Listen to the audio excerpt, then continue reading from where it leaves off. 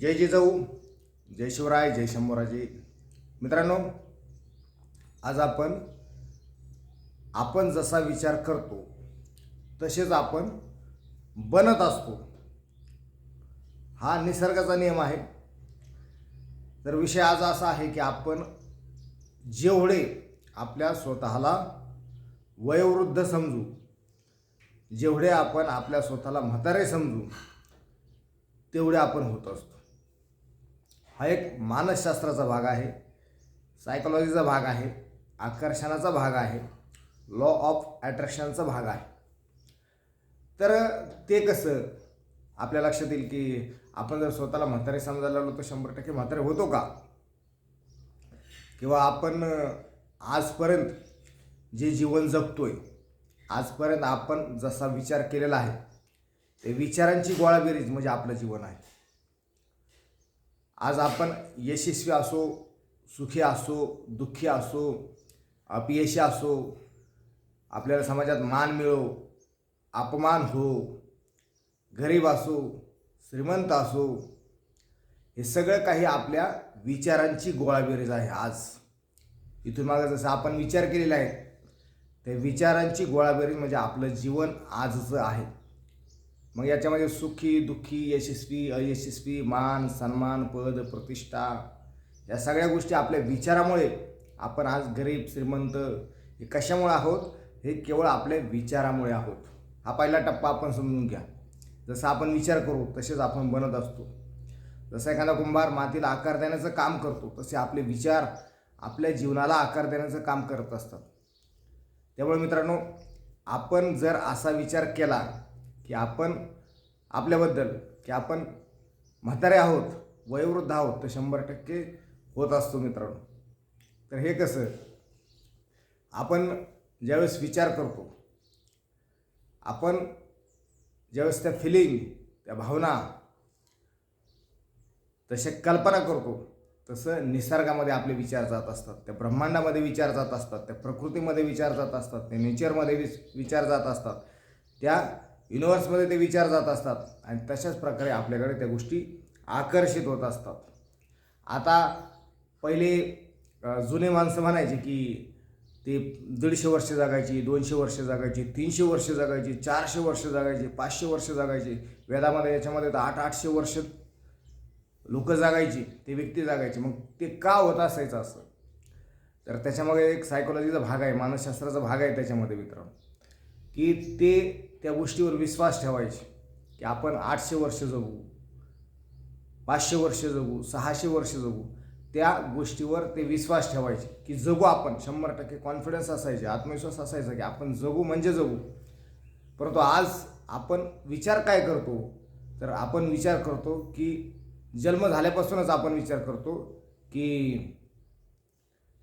ठरवतो आपण ते लगेच. आता काय आपण एक 5-50 वर्षच लोक जगतात, किंवा एखाद्याचं ऐकतो आपण, तो पुढचा समोरचा बोलत असतो की आपण आता काय 5-50 वर्षच लोक जगतात, आत्ताच अन्न हे खूप भेसळ आहे, तेलकट आहे, असं आहे, तसं आहे, हे आजचंच आयुर्मान हे कमी झालेलं आहे, आत्ताचं लोकांचं आयुष्य हे कमी झालेलं आहे. हे सातत्याने आपण ऐकत चालतो आणि ते ऐकल्यानंतर त्याचा प्रभाव आपल्यावर पडतो. कारण जे आपण ऐकतो, जे पाहतो, जे शब्द बोलतो, त्याचा आपल्यावर परिणाम होत असतो. त्यामुळे लोकांचं ऐकत असतो, आपणही तसा विचार करतो की आता काय आपण 50च्या पुढे जातच नाही किंवा 40च्या पुढे जातच नाही. मग तशा प्रकारे आपले जे शरीरातील धमन्या आहेत, आपले जे नसा आहेत, त्यात तशा प्रकारे आपलं मन, आपलं हृदय, आपल्या कल्पना, आपले भाव, आपले फिलिंग तशा प्रकारे काम करू लागतात. तसे विचार आपले काम करू लागतात, तशा आपल्या भावना काम करू लागतात, तसं मन काम करू लागतं, तसं हृदय काम करू लागतं आणि त्याचाच परिणाम आपल्या शरीरावर होतो. पूर्णपणे होतो म्हणजे होतो. या आकर्षणाचा नियम आहे. लॉ ऑफ अट्रॅक्शन सांगतं की जसे आपण बोलतो, पाहतो, तशाच प्रकारे तशाच परिस्थिती आपल्यापुढे तयार होत असते, तशा वस्तू आपल्या समोर येत असतात, तशी माणसं आपल्याला भेटत चालत असतात, तसेच सिग्नल आपल्यापर्यंत येत असतात. कसे? तर आपण जसे बोलू, जसे पाहू, जसं वाचू, जसे शब्द म्हणजे जसं विचार करू, तशा प्रकारे ते फ्रिक्वेन्सी निसर्गामध्ये जातात. म्हणून सांगण्याचं तात्पर्य की आपण जसे आपल्या स्वतःला म्हणू की आता जसे समजा आपण म्हातारे समजलं तर 100% म्हातारे होऊ शकतो आणि वयोवृद्ध समजलं तर वयोवृद्ध होऊन जातो आपण. का तर त्या निसर्गामध्ये आपण ते विचार पाठवतो, त्या फ्रिक्वेन्सी पाठवतो, त्या लहरी पाठवतो, त्या स्पंदने पाठवतो आणि तशाच प्रकारे कितीतरी पटीने ती आपल्याकडे आकर्षित होत असतात. तशा प्रकारे आपलं मन असेल, मेंदू असेल, हृदय असेल, ते भाव असतील, ते कल्पना असेल, आपण तशा प्रकारे केलेले असतात की आता मी जगू म्हणजे जगणार नाही, 50च्या पुढे तर माझं आयुष्यच नाही, आता काय खूप म्हणजे जीवन खूप धावत्या गतीने चाललेलं आहे, कॉम्पिटिशनचं युग आहे, स्पर्धेचं युग आहे किंवा खूपच म्हणजे लोक आता विचलित आहेत, हे आपण विचार करतो. अन्नामध्ये तेल आहे किंवा सगळी भेसळ आहे, आजचं सगळं हायब्रिड आहे, गावरान काही नाही, असं विचार करतो आपण. आणि ते विचार केल्यामुळं ते विचार आपण निसर्गामध्ये पाठवतो आणि निसर्गामध्ये पाठवल्यानंतर तशाच प्रकारे आपलं मन, आपला मेंदू, आपलं हृदय त्याच्यावर काम करू लागतं आणि ते काम करू लागल्यानंतर तशाच प्रकारे आपण बनत चालतो, आपले विचार तशाच प्रकारे बनत चालतो आणि तेवढंच आयुष्य आपल्याला मिळत चालतं. आपण जर विचार केला की मी खूप सुदृढ आहे, सशक्त आहे, मी खूपच म्हणजे चांगल्या प्रकारे शरीर माझं आहे, संतुलित आहे, स्वस्थ आहे, आपण जर तसा विचार केला तर तशाच प्रकारे भावना, तशाच फिलिंग्स म्हणजे आपण जशा आपल्या मनामध्ये भावना तयार करू, फिलिंग तयार करू, तशा प्रकारे आपण बनत असतो. मग आपण काय करतो ते तशा प्रकारे शरीर, मन आपल्याला सूचना देतं की नाही आता तू विचार केला आहे की 50 वर्ष तू जगणार आहे, 40 वर्ष तू जगणार आहे.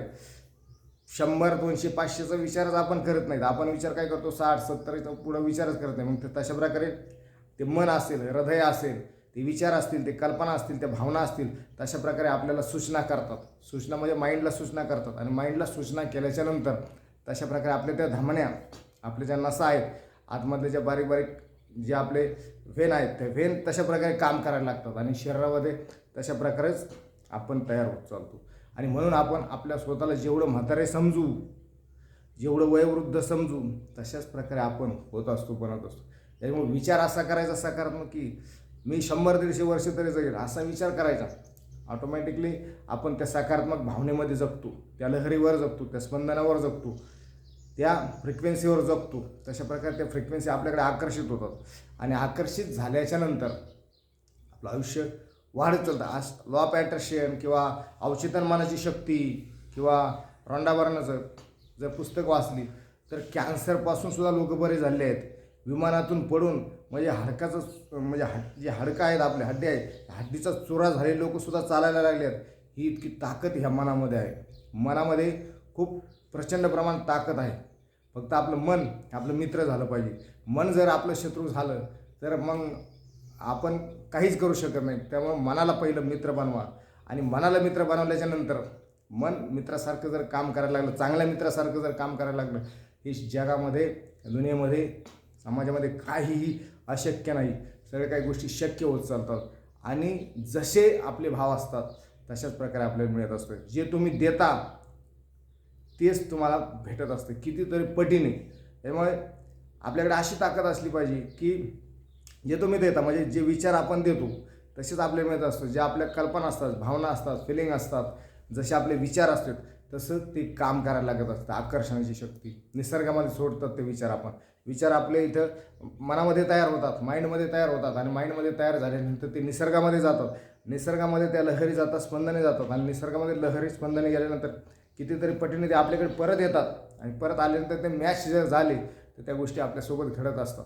त्यामुळे विचार करत असताना खूप सकारात्मक विचार केला पाहिजे. आपण पुढच्याला काय देतोय, पुढच्यामध्ये काय पाहतोय, पुढच्या माणसाला किती पुढचा गरम माणूस असला त्याला कनेक्ट करण्याची ताकद आपल्यामध्ये असली पाहिजे. फक्त भाव आपले चांगले असले पाहिजे, कारण जे आपण देतो ते आपल्याला मिळत असतं. जो तुम बाटोगे वही तुम्हारे पास बेहिसाब होगा, अशी म्हणच आहे, प्रचलित आहे. त्यामुळे मित्रांनो, आपण जेवढे आपल्याला स्वतःला म्हातारे समजू तेवढं आपण 100% होणार म्हणजे होणार. ही माइंडची ताकद आहे, ही सबकॉन्शियस माइंडची ताकद आहे. जसे आपण समजू तेच होणार. त्यामुळे आपण असा जीवनामध्ये सकारात्मक विचार करायचा. कोणत्याही गोष्टीचा म्हाताऱ्याचाच विषय नाही, वयोवृद्धचा विषय नाही, तर प्रत्येक गोष्टी आपण सकारात्मकतेकडे जर फिरवल्या तर जीवन अगदी आनंदी होऊन जातं, जीवन अगदी उत्साही होऊन जातं, जीवन अगदी सुरळीत होऊन जातं, जीवन अगदी वेगवान होऊन जातं. आणि जीवनामध्ये तशा प्रकारे आपल्याला चांगलं जीवन जगायला मिळतं. नाहीतर सातत्याने त्या चेहऱ्यावरती जर माशा बसलेल्या असतील किंवा सातत्याने जसं काय आपण आता मरायला लागलो तर असं जर आपण चेहरे केले तर आपण जीवनच जगू शकत नाही. मग जीवनामध्ये आपल्याला आपला स्वर्ग बनवायचं आहे की नर्क बनवायचं हे आपल्या विचारामध्ये असतं. जीवनामध्ये आपल्याला स्वर्ग बनवता आला पाहिजे. कारण स्वर्ग कसा बनवता येतो तर ह्या लहरीवर आपण असलं पाहिजे, नेहमी आनंदाच्या लहरीवर असलं पाहिजे, नेहमी उत्साहाच्या लहरीवर असलं पाहिजे, नेहमी सकारात्मकतेच्या लहरीवर असलं पाहिजे, नेहमी आपण चांगल्या प्रकारे म्हणजे सकारात्मक विचार, सकारात्मक लहरी, सकारात्मक फ्रिक्वेन्सीच्या लहरीवर आपण असलं पाहिजे असं मला या ठिकाणी वाटतं. आणि म्हणून जीवन आपण सुंदर बनवलं पाहिजे. हरे कृष्ण. जय जिजाऊ, जय शिवराय.